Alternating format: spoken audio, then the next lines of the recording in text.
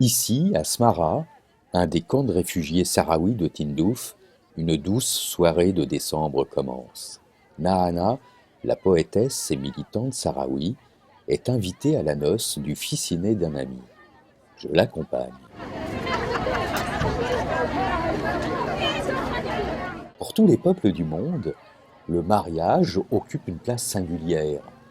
Les Sahraouis, réfugiés dans les camps de Tindouf, n'échappent pas à cette règle. Exilés depuis 1975, éloignés de leur terre natale, ils pourraient l'être aussi de leur tradition. C'est donc essentiel qu'ils continuent de transmettre ce lien qui les unit avec leur passé. Ici, dans les camps de réfugiés de Tindouf, les wilayas sont pour certaines très éloignées les unes des autres. La célébration du mariage est un moment de joie et de gaieté. Des voitures arrivent de toutes parts. Les membres des deux familles, entourés d'amis, se retrouvent, copines, cousines, sœurs ou épouses, sous les cris de leurs you-you, les femmes parées de leurs plus beaux habits. C'est un panaché de couleurs.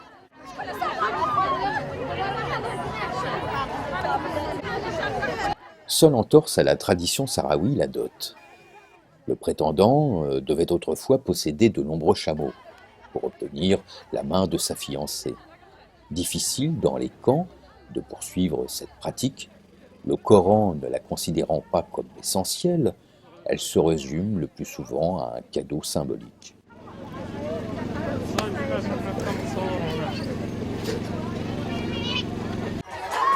C'est sous une grande tente, que l'on nomme la Kemetrag, aménagée spécialement pour l'occasion, que se réunissent l'ensemble des invités et tous ceux qui veulent se joindre à eux. La musique et les chants traditionnels animeront la fête jusqu'au petit matin. La Kemetrag doit toujours être installée près du lieu où vit la future épouse, nommée la Makulba. Les tapis, coussins de fabrication locale et toute la décoration ainsi que les services à thé sont mis à disposition par le ministère de l'Approvisionnement. Les gens étant sans le sou, il ne leur est pas possible de couvrir les frais afférents à cette soirée. Sous la tente, c'est une explosion de senteurs orientales. Nomade, la femme sahraoui a su trouver dans la nature les plantes et les pierres qui soignent. Les tabibas, ces femmes médecins du désert, se transmettaient de mère en fille les lieux et les recettes médicamenteuses qu'elles tenaient secrètes. La gomme arabique, les longues herbes cautérisant les blessures, les feuilles antispasmodiques, sans oublier le nécessaire pour souligner sa beauté, le henné qui pousse à l'état sauvage, on trouve le jeune qui jaunit à peine la peau, le moyen aux tonalités rouge-feu, le plus mûr foncé presque noir. Le choix se fait selon les goûts et les modes. Pour certaines, un roux noisette colore les premières phalanges de zébrures délicates. On trouve également la héméra, cette roche rouge qui colore le tour de l'œil. Le miswaka, connu pour ses vertus antiseptiques, ce bâton qui adoucit les lèvres et purifie la laine. Le roubz, une plante du Sahara occidental, appliquée sur les cheveux, il leur donne des reflets noirs à l'odeur délicate, mais traditionnellement, avec son odeur musquée, l'effluve la plus répandue provient du clou de girofle.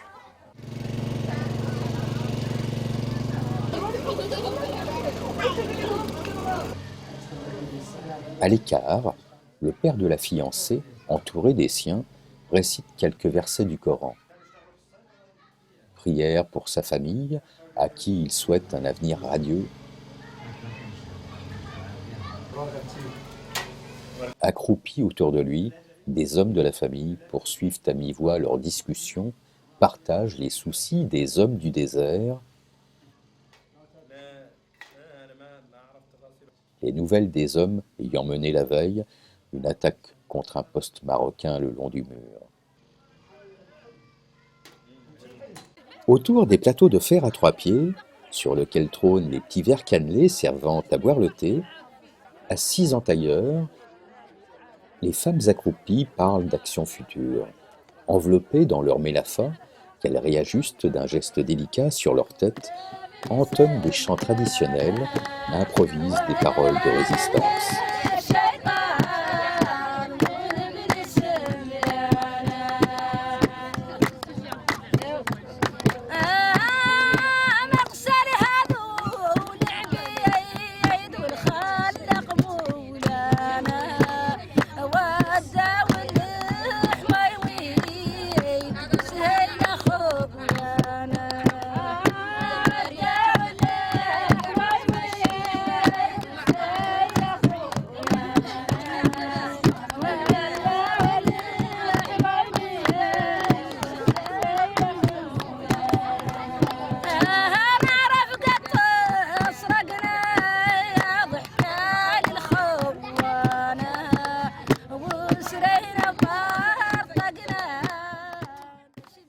Comme dans l'ensemble des wilayas des camps, ici, dans celui de Smara, c'est un comité local qui prend en charge une bonne partie de l'organisation du mariage. Cela commence par réunir les futurs mariés pour discuter ensemble du contrat de mariage civil et religieux.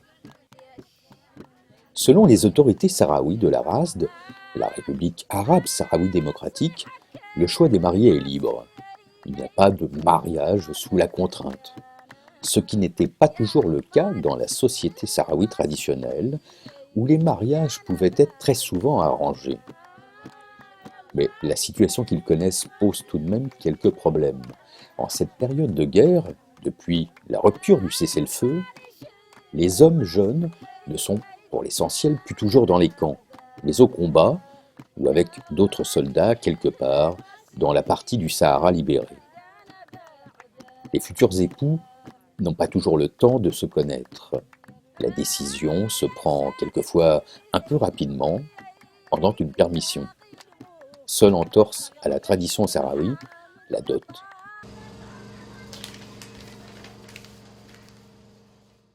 Pendant ce temps, à l'écart de ce tumulte, le cadi, le juge, réunit les témoins des fiancés. Les deux familles exposent leurs conditions, signent les actes, on boit le lait de chamel, boisson traditionnelle sahraoui.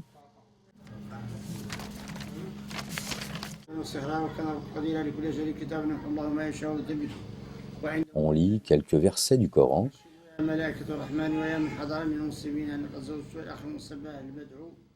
Le juge demande alors au père de la fiancée de répéter 3 fois la phrase suivante: « Moi, Mahmoud, fils de Yahya, je donne ma fille Mélimine à Sadek, fils de Brahim. »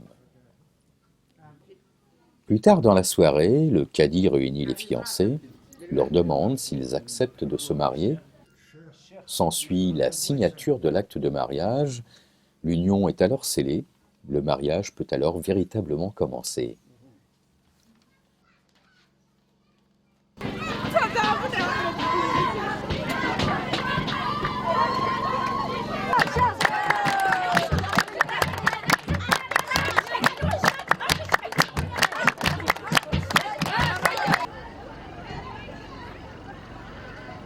Dehors, la nuit venue, éclairés par les feux d'une vieille Land Rover, 2 hommes de la famille du marié, à même le sol, préparent le repas du soir.